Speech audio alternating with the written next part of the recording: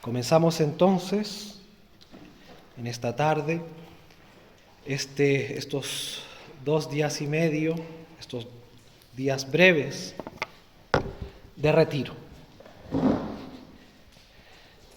Y la primera charla siempre debe ser un poco de introducción, de marcar las reglas del juego, de establecer qué meditaremos y sobre todo aclarar a las personas que harán este retiro de 2 días y medio a qué hemos venido, el motivo del retiro. Todo retiro tiene por fin una sola cosa, nuestra conversión, nuestra propia conversión. Es decir, dejar el mundo atrás, nuestras ocupaciones diarias y volvernos al Señor. Pues conversión, existe al menos 3 conversiones podemos decir, en nuestra vida, en la vida espiritual. Primero está aquella conversión que ocurre cuando dejamos el pecado y pasamos a vivir una vida de gracia. Ojalá todos estuviésemos ya en esa vida espiritual, ya haber dejado la vida de pecado y comenzado la vida de la gracia. Y si no, tenemos el tiempo, sobre todo aprovechar la presencia de sacerdotes para confesar sobre todo los pecados mortales. En segundo lugar, existe esa conversión que va de la gracia a la vida de fervor. Y en tercer lugar, esa vida de fervor que nos convierte para pasar una vida de unión transformativa, una unión de santificación consumada. Cada uno debe examinarse y ver en qué momento de la vida espiritual se encuentra y en qué etapa se encuentra en este preciso instante y cómo debe y qué es lo que debe hacer para convertirse del pecado a la gracia, de la gracia a la vida de fervor o la vida de fervor a una santificación, una unión transformativa. Puesto que la santificación, nuestra santidad, no tiene límites. Santa Teresa, en cuyas tierras nos encontramos hoy, hablaba de la séptima morada. La doctora hablaba en esos términos para referirse a lo clasificable. Pero sobre esas séptimas moradas hay muchas cosas más, puesto que, como vamos a ver en estos días, nuestra santificación depende de la gracia y la caridad pueden ser infinitas, no tienen límites.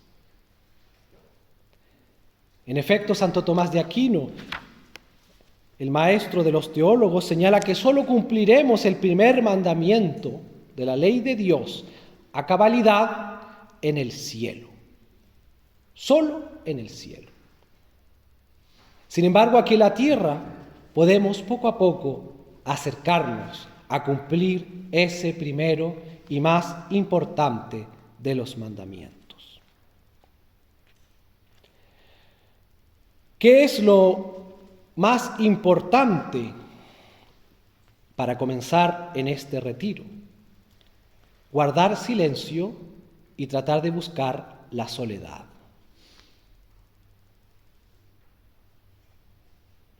El profeta Oseas dice: la llevaré a la soledad y ahí, en la soledad, le hablaré al corazón. Cuando el Señor escucha ruido, calla. Si queremos buscar en qué etapa de nuestra vida espiritual nos encontramos, tenemos que, en primer lugar, elaborar un diálogo con nosotros mismos, realizar un diálogo con nuestra alma, ver si estamos en un estado de pecado y por tanto debemos pasar a una vida de gracia, o si ya estamos en una vida de gracia, tomar las resoluciones necesarias para pasar a una vida de fervor. Para eso necesitamos silencio.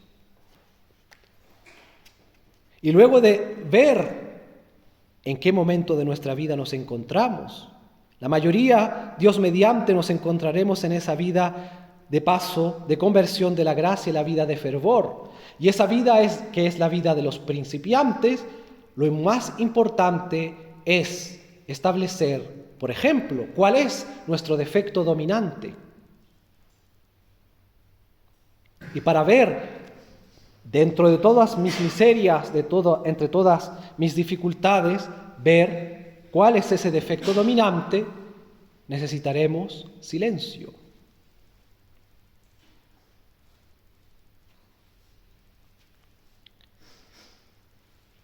También para conversar con el Señor necesitamos silencio. Tenemos siempre tiempo para hablar con nuestros amigos, para hablar con nuestros familiares, pero nos encontramos aquí para hablar con el Señor. Y el Señor exige, para escuchar y para poder dar respuestas a nuestra oración, silencio. El Espíritu Santo tiene un gran amor propio, tiene derecho a tenerlo, pues es Dios, y pide que solo hablemos con Él en estos días. ¿Por qué hacemos este retiro? ¿Por qué hacemos estos pequeños, podemos llamarlos, ejercicios? Puesto que en todo hemos de buscar imitar al Señor. Y el Señor hizo retiro, el Señor hizo ejercicios. Pues sí. En primer lugar, los 30 años del Señor en la casita de Nazaret. ¿Cuántas cosas nuestro Señor Jesucristo le habrá dicho a sus dos ejercitantes, la Santísima Virgen María y a San José? En esos años de retiro, en esos años de preparación para su vida pública.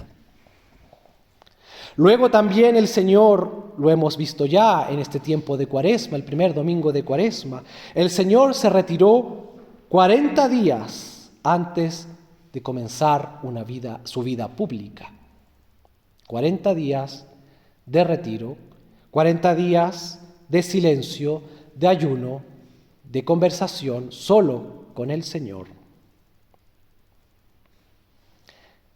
Y también el Señor en su vida pública, leemos en Marcos 6:31, que les decía a sus apóstoles, requiescite pusilum, les decía, vengan y descansemos un poquito dentro de todo ese ruido, dentro de toda esa vida de trabajo, de apostolado.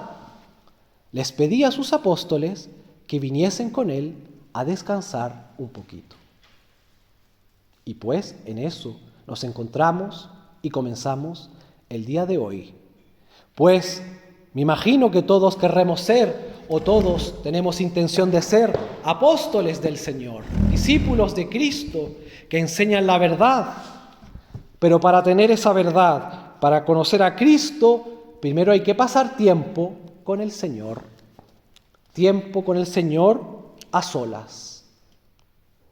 Dejar el ruido, dejar nuestra vida de todos los días y descansar con el Señor. Requiescite pusilum. Vengan y descansen un poquito conmigo. Palabras de Cristo. Y luego encontramos que luego de la ascensión, los mismos apóstoles también realizaban retiros. Encontramos los apóstoles inmediatamente luego de la ascensión en el cenáculo, que se encontraban días en ese retiro, para que al final de esos días en el cenáculo ocurriese aquel evento trascendental para la historia de la Iglesia, la venida del Espíritu Santo, Pentecostés. Luego de abandonar al Señor, luego de tener miedo y estar con temblor, viene el Espíritu Santo y salen por el mundo entero a proclamar el Evangelio.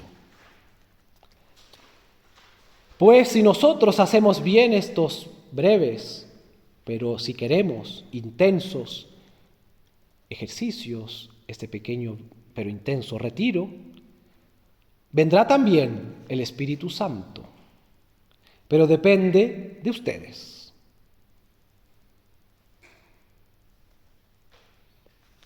Depende de cómo realicen estos ejercicios espirituales, este breve retiro. ¿Cuáles son las disposiciones que hemos de tener? En primer lugar, evidentemente, recogimiento. Silencio total al comer, al venir a la capilla, al salir a meditar. Y un silencio no solo de palabra, un silencio también de corazón, de sentimiento, y no solo de sentimientos, también un silencio de nuestra inteligencia, es decir, callar todas las preocupaciones que tenemos fuera, que son normales, puesto, como todos aquí, la mayoría son laicos, viven en el mundo, tienen trabajos, estudian, tienen preocupaciones, tienen hijos, padres, etc. Pero hemos venido, como una vez más digo, a estar con el Señor y requerimos recogimiento, silencio. Evidentemente, si hay algo urgente que decir, digámoslo, no estemos con gestos ridículos ni cosas que no corresponden, pero sí decir las cosas en voz baja porque estamos de retiro. En segundo lugar, modestia. Todo debe callar. Nada de recuerdos inútiles. Dios nos regala estos 2 días para pensar solo en Dios, para pensar en nuestra alma, para pensar en nuestra santificación, para pensar en nuestra vida cristiana. Y a cada uno de nosotros el Señor nos hablará al corazón según seamos cada uno de nosotros, y debemos seguir ese instinto. A algunos les pedirá dejar el pecado, a otros pasar de la vida de pecado a la vida de fervor, a algunos tener una vida de oración más intensa, a otros a tener una vida de apostolado más intensa, etc. A cada uno le pedirá lo que el Señor quiere y cómo quiere. Aparte de recogimiento y modestia, actividad personal. Son ustedes los que hacen el retiro, no soy yo. Yo solo les voy a dar algunas semillas, dar algunas ideas, pero los que hacen los ejercicios son ustedes. Y por tanto, hacer ese retiro exige una actividad personal. No hemos venido, como dije anteriormente, puede confundirse, no hemos venido a descansar para dormir, hemos venido para descansar y escuchar al Señor, como lo hicieron los apóstoles, dejar el mundanal ruido para encontrarse solos con el Señor. Ustedes son los que hacen el retiro con el Señor. El predicador dará algunas semillas, ustedes las tomarán y seguirá el Señor haciendo el retiro con ustedes. Actividad personal. También implica asistir a la Santa Misa con la mayor devoción posible, asistir a los oficios litúrgicos, rezar el rosario cuando lo recemos, rezar el Vía Crucis, etc. También exigirá de nuestra parte generosidad. No negar en estos días que pueden ser preciosos para su vida espiritual, no negar nada a la gracia, no negar algo que el Señor les pida en este par de días. Y podamos dar, como la Santísima Virgen María, un sí, un fiat. Cuando las cosas salen bien y cuando las cosas no salen bien, hemos siempre de dar una respuesta afirmativa al Señor.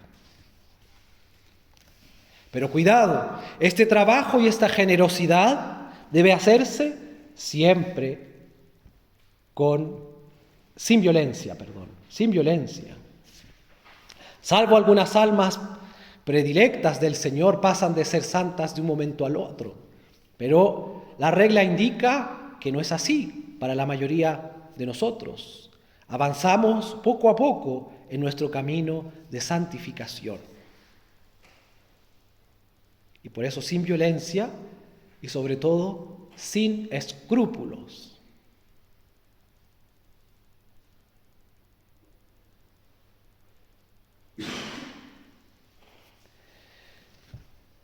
Y finalmente, última condición para realizar estos 2 días de retiro, docilidad. Docilidad.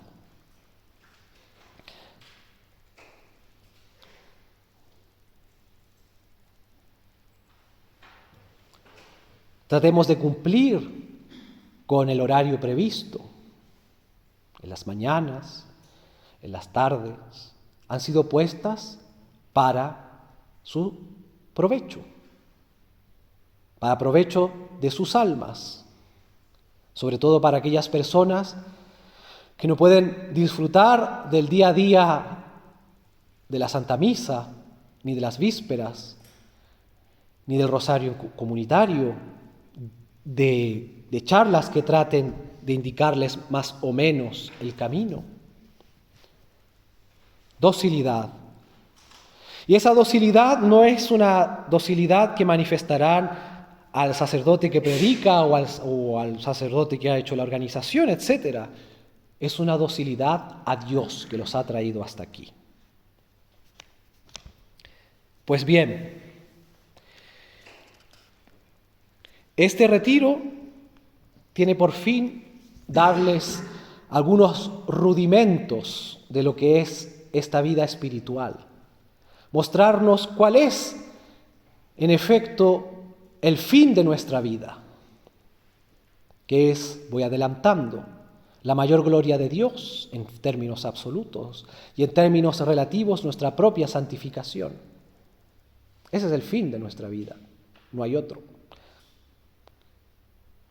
Pero luego veremos cuál es aquel elemento formal e indispensable para crecer, para vivir y luego crecer en nuestra santificación, pues es la gracia.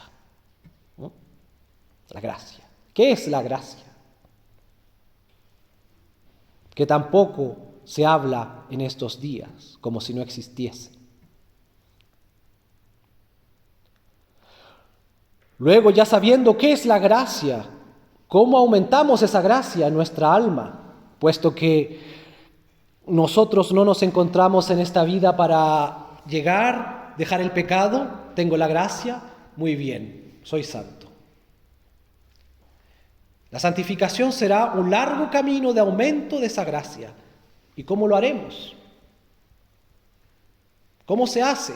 ¿Cómo enseñan los doctores de la Iglesia? ¿Cómo enseñan los padres de la Iglesia? ¿Cómo enseña el magisterio de la Iglesia que podemos crecer en esa gracia y por tanto crecer en esa caridad y por tanto crecer en nuestra santificación? En este mundo que nos enseña mucho que debemos hacer mucho, pues no es demasiado. La respuesta con detalle la veremos mañana, pero la vida de la gracia aumenta en nuestra alma con vida de oración, con vida sacramental y con buenas obras, con mérito, nada más. Lo demás es secundario. Eso es lo que veremos en el día de mañana. Y finalmente ver cómo en esa vida de la gracia, aumentando esa vida de esa gracia, nos configuramos con Cristo nuestro Señor. Y cómo la Santísima Virgen María es mediadora también de todas esas gracias. Quizá puedan decirme que es algo que tiene mucha doctrina, que tiene mucho magisterio y que no nos va a mostrar efectivamente cosas sensibles. Si nuestra espiritualidad no está bien cimentada en la doctrina de siempre de la Iglesia, nuestra espiritualidad es una espiritualidad falsa. Es una espiritualidad sensible, que nos llevará a decir de un día para otro: hoy siento rezar, rezaré. Hoy no siento, no voy a rezar. Una espiritualidad blandita.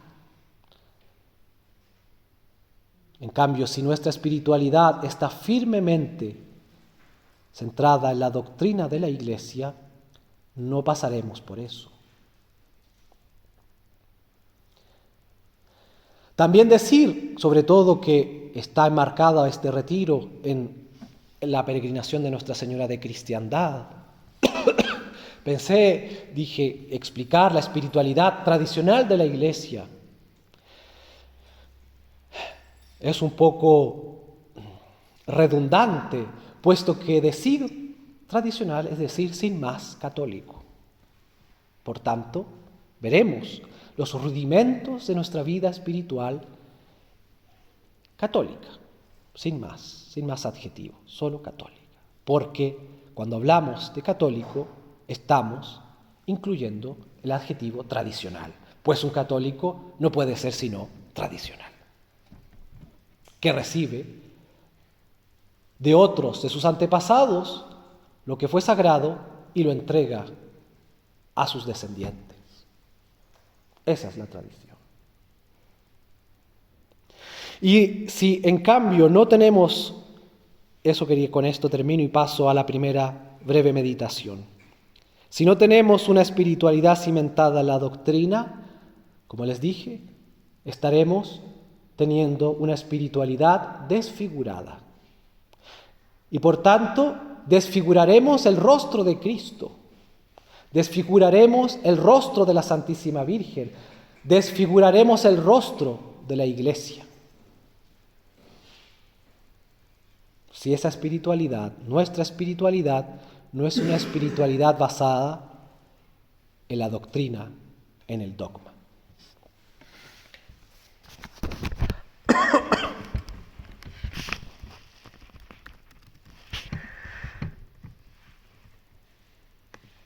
Pues bien, lo primero que vamos a ver es el fin. Puesto que Santo Tomás de Aquino, cuando empieza a explicar la vida moral del cristiano, su vida espiritual, las virtudes, los dones, parte por el fin. Puesto que el fin es lo último que vamos a conseguir, pero es lo primero que vemos, puesto que es nuestra meta.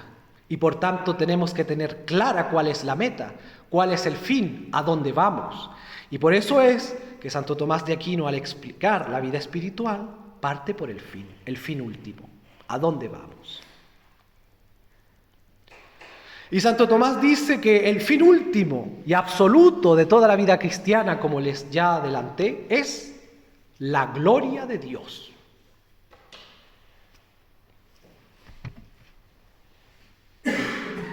Ni siquiera es nuestra felicidad. Nuestra vida tiene por fin la gloria de Dios. La definición clásica de gloria, clara noticia cum laude, y esa misma definición explica algo externo al ser, externo a Dios. Y por eso es que debemos distinguir una gloria intrínseca y una gloria extrínseca en Dios. La gloria intrínseca es aquella que brota de su propia vida íntima, que la vamos a decir inmediatamente. Y la extrínseca es aquella que procede de las criaturas, de nosotros. La gloria intrínseca de Dios es la que Él se procura a sí mismo en el seno de la Santísima Trinidad. El Padre, por vía de generación intelectual, concibe una idea perfecta. Es su divino Hijo, es el Verbo, en el que se reflejan su misma vida, su misma belleza, su inmensidad, su eternidad, es decir, todas sus perfecciones divinas. Y al contemplarse mutuamente el Padre y el Hijo, se establece entre esas dos personas, por vía de procedencia, hablan los teólogos, una corriente de amor, torrente impetuoso de llamas que es el Espíritu Santo. Y este conocimiento y este amor de sí mismo, esta alabanza eterna e incesante que Dios se prodiga, que Dios se produce a sí mismo en el misterio, es el misterio incomprensible de su vida íntima, constituye esa gloria intrínseca de Dios, que es infinita y exhaustiva, que nosotros, pobres criaturas, nada, absolutamente nada podemos añadir a esa gloria. Pero Dios es, como vimos, infinitamente feliz en sí mismo. Y nada, en principio, requiere de las criaturas, que no pueden aumentarle esa gloria intrínseca. Pero Dios es amor. Y sabemos que el amor es comunicativo. Dios es el bien infinito y el bien tiende de suyo a expansionarse. Y es por eso que tuvo lugar la creación. Dios quiso comunicar sus infinitas perfecciones a nosotros, las criaturas, intentando con ello su propia gloria, pero ahora no intrínseca, sino extrínseca. La glorificación de Dios por las criaturas es la razón última y suprema de la creación.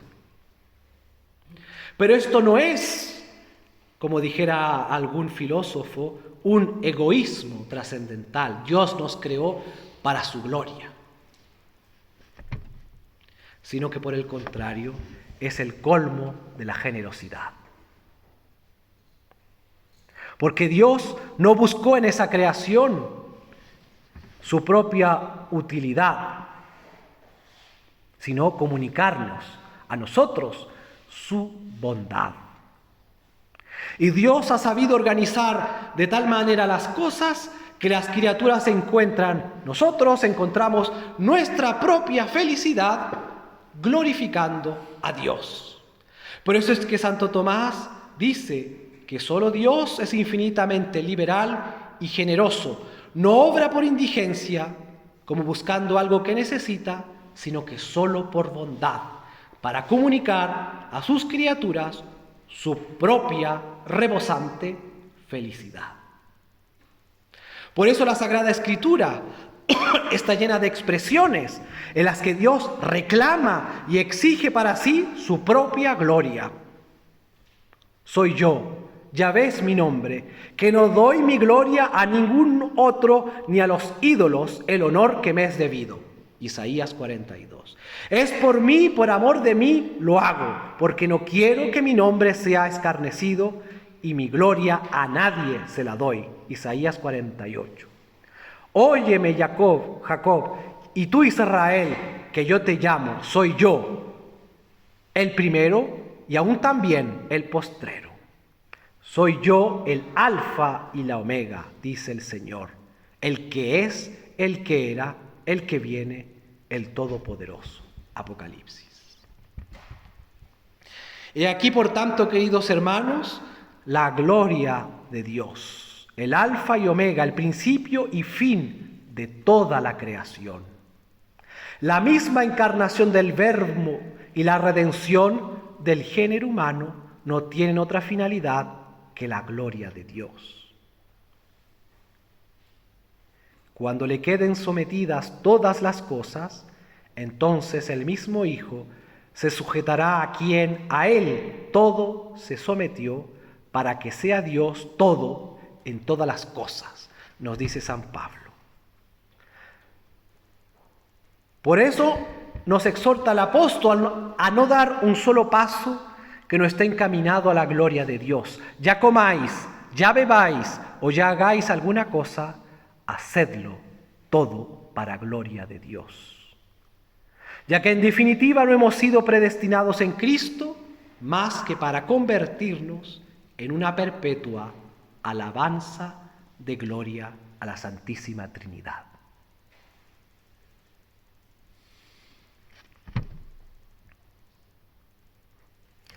Tal es, por tanto, la finalidad última y absoluta de toda la vida cristiana. Y en la práctica el alma que aspire a santificarse, que me imagino es por lo que estamos aquí hoy, ha de poner los ojos como blanco y fin al que enderece sus fuerzas, anhelos en la gloria de Dios. Nada absolutamente ha de prevalecer ante ella, ni siquiera nuestro deseo de nuestra propia santificación, que ha de venir en segundo lugar como el medio más oportuno para lograr plenamente aquella, la gloria de Dios. San Alfonso María de Ligorio decía: no tengo en la cabeza más que la gloria de Dios. La divisa de San Ignacio de Loyola: a mayor gloria de Dios. Y es en definitiva la aptitud que han tomado los santos en pos de San Pablo, que nos dejó hacerlo todo a gloria de Dios. Después, por tanto, de esa glorificación de Dios, que debe ser nuestro fin último, la vida cristiana tiene por fin secundario, podemos decir fin relativo al primero, nuestra propia santificación. Y es el bautismo la puerta que nos da entrada, que nos da cabida a esa vida cristiana que será nuestra vida de santificación. Y ese bautismo es el que siembra nuestras almas, podemos decirlo así, tratando de no abusar del lenguaje, esa semilla de Dios que es la gracia santificante. Ese germen divino que está llamado a desarrollarse plenamente. Y esa semilla, cuando tendrá un desarrollo pleno, es lo que será nuestra santificación, nuestra santidad, y por medio de ella cumplir nuestro fin último, que es dar gloria a Dios. Todos, queridos hermanos, estamos llamados a ella, a esa santificación,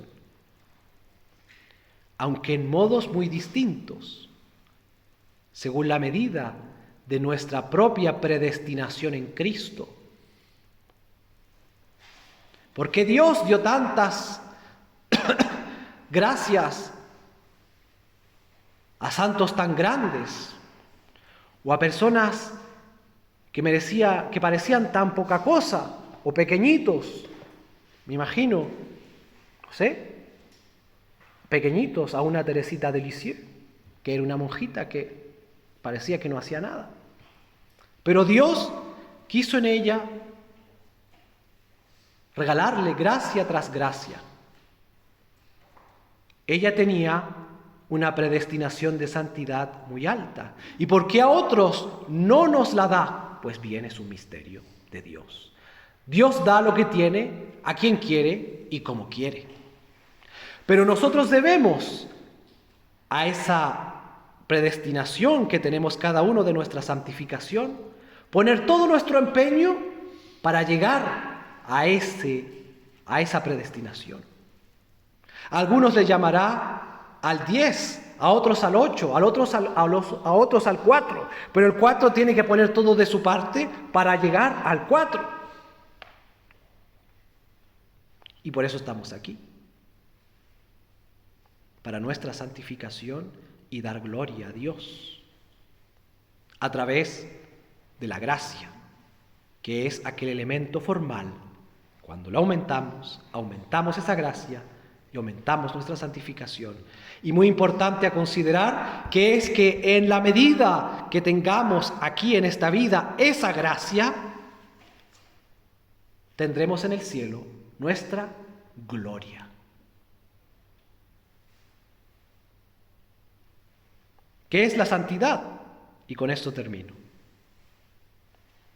Muchas definiciones se pueden dar, pero podemos decir que es vivir de una manera cada vez más plena el misterio de la inhabitación trinitaria en nuestras almas. Algo diremos ya mañana. La inhabitación trinitaria en nuestras almas. Cuando tenemos la gracia, aún el más mínimo grado de gracia, que Santo Tomás decía, lo veremos también mañana,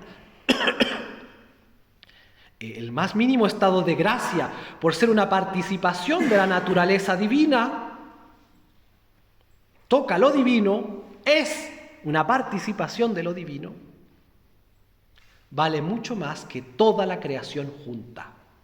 Imagínense, el mínimo estado de gracia, dice Santo Tomás, es más valioso, y lo digo con solo eso, ya nos imaginamos, que todos los ángeles juntos, porque los ángeles no son Dios, son criaturas, y en cambio la gracia participa de la divinidad, y cuando nosotros tenemos esa gracia, participamos de la divinidad.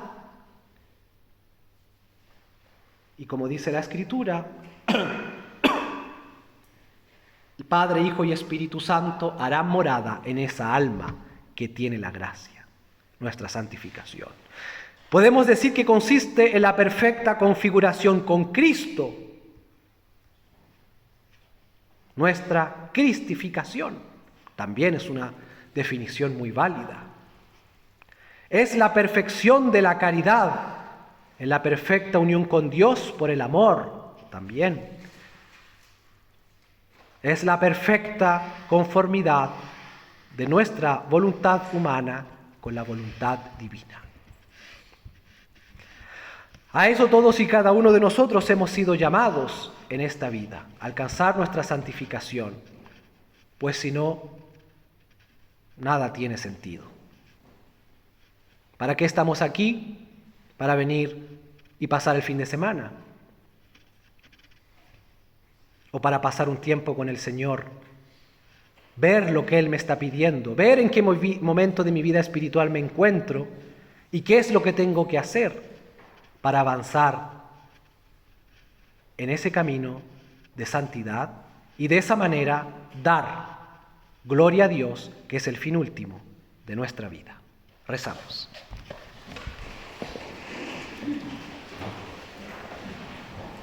En el nombre del Padre, del Hijo y del Espíritu Santo. Amén.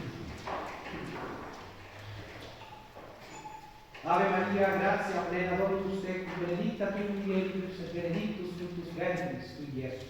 Santa Maria, Mater Dei, ora pro nobis peccatoribus, nunc et in hora mortis nostrae. Amen. Gloria Patri et Filii et Spiritus Sancti. Sicut erat in principio, nunc et semper, et in saecula saeculorum. Amen. Sancte Joseph, Ora pro nobis.